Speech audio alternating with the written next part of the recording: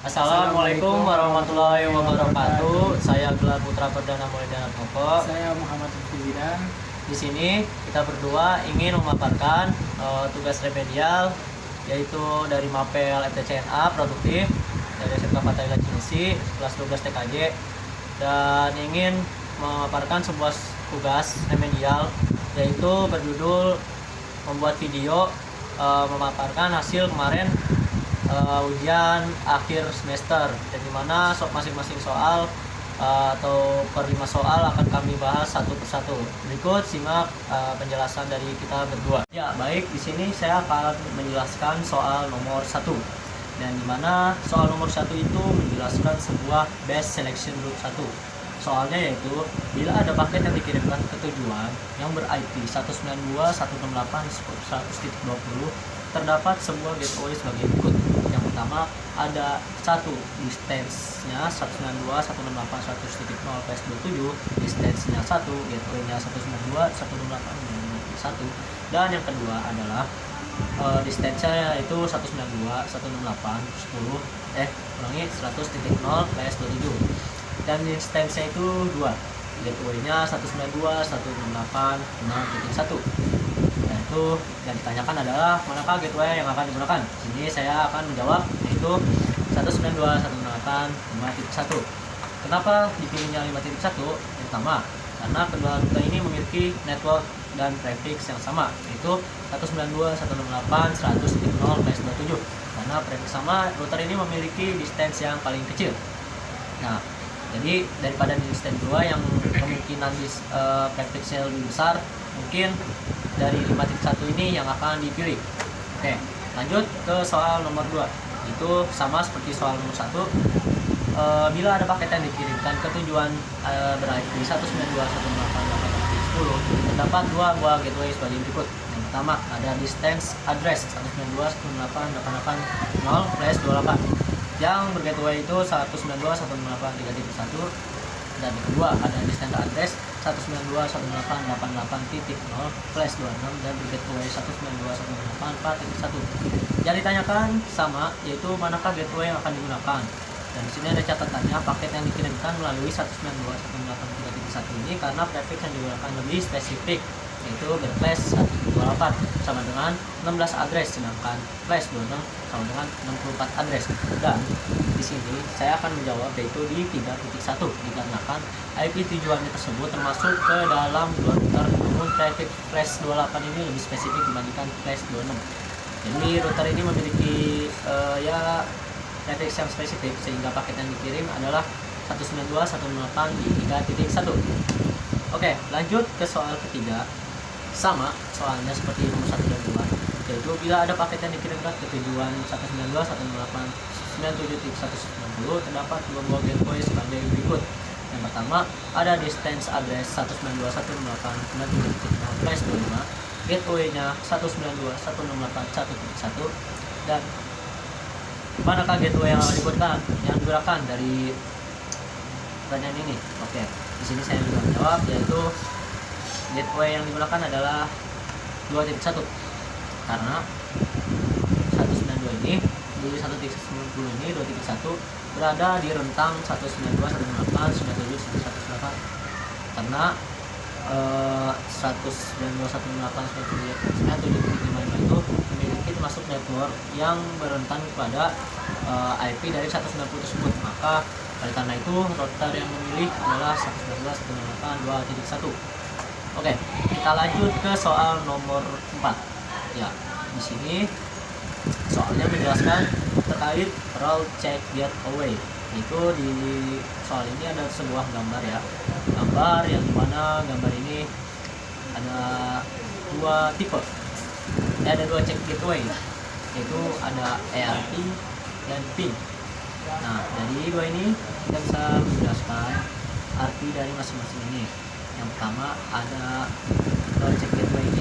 Jawabannya dari ping ini kita harus menjelaskan metode cek yang digunakan, yaitu adalah harusnya ping, karena router yang akan dilakukan ping gateway itu untuk memastikan sebuah gateway aktif. Jika tidak aktif dan tidak merespon, maka router dianggap tidak aktif, dan router yang akan menggunakan metode lain sebagai cadangan. Itu di soal nomor 4. Dan di terakhir dari penjelasan saya ini ada nomor 5. Di sini terdapat sebuah tabel, yang mana tabel ini berisi sebuah IEEE standar, frekuensi, dan speed. Dan dari pertanyaan soal nomor 5 ini, yaitu berapa kecepatan standar pada tabel berikut. Di sini ada speed. Speed ini ada 3 pertanyaan yang dikosongin, ada 3 jawaban. Kita harus menjawab di sini. Di 802.11a di IEEE standar ini dengan frekuensi 5 GHz, berapakah speednya? Dan IEEE standar di 802.11b frekuensi 2,3 GHz, berapa speednya juga? IEEE standar 802.11 GHz frekuensinya 2,4 GHz, berapa juga speednya? Dan di 2 soal dari bawah ini terdapat jawabannya, yaitu up to 1450 Mbps dan up to 1300 Mbps. Oke, di sini akan menjawab, yaitu di 800A ini frekuensi GHz, saya akan menjawab di speednya yaitu 54 Mbps. Dan nomor B ini di 2,4 GHz ini yaitu 11 Mbps. Dan di frekuensi 802.11b 2,4 GHz juga sama, yaitu adalah 54 Mbps, sama seperti nomor 1. Penjelasannya, standar dari 202.11b memiliki kecepatan yang rendah, sedangkan 202.11a dan 202.11b itu memiliki kecepatan yang sama, namun dia lebih tinggi daripada kecepatan frekuensi yang ada di IEEE di 802.11b.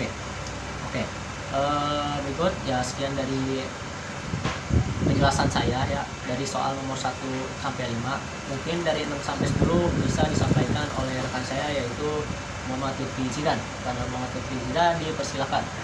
Jadi nomor 1 sampai nomor 5 sudah dijelaskan oleh rekan saya yang bernama Gelar. Dan sekarang saya akan menjelaskan nomor 6 sampai 10. Jadi yang nomor 6 ini, nomor 6 itu sebutkan minimal 3 aplikasi yang dapat digunakan untuk melakukan speed test internet. Nah, jadi yang dimaksud melakukan speed test ini ada 3. Yang pertama speed test, face.com, sama frame. Nah, speed test ini aplikasi yang paling umum digunakan untuk mengukur kualitas jaringan internet, menampilkan kecepatan download, upload, ping, dan jitter, sehingga membantu mengetahui performa koneksi secara akurat. Yang kedua, face.com. Face.com ini aplikasi sederhana dari Netflix yang fokus mengukur kecepatan download, cocok untuk mengetahui apakah koneksi internet cukup untuk streaming. Yang ketiga, Enpriv.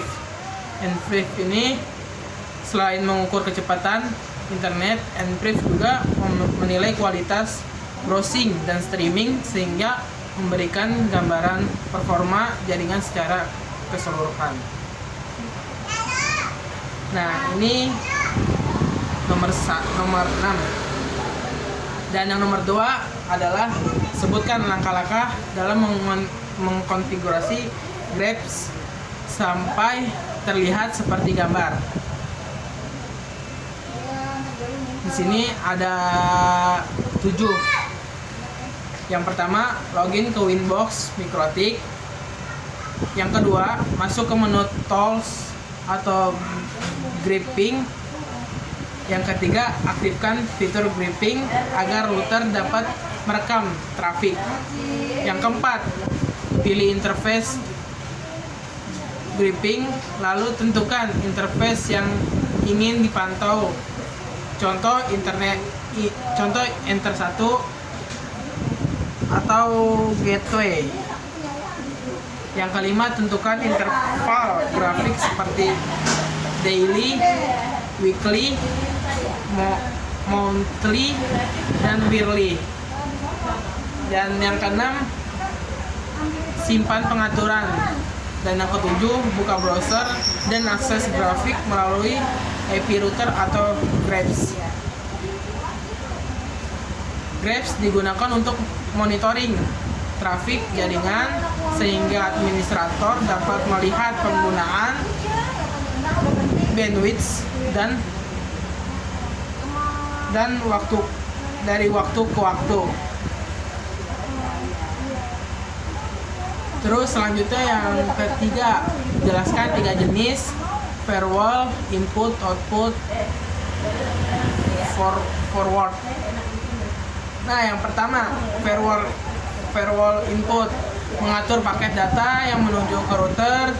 Biasanya digunakan untuk menggunakan router seperti membatasi akses Winbox, SSH, atau Wi-Fi.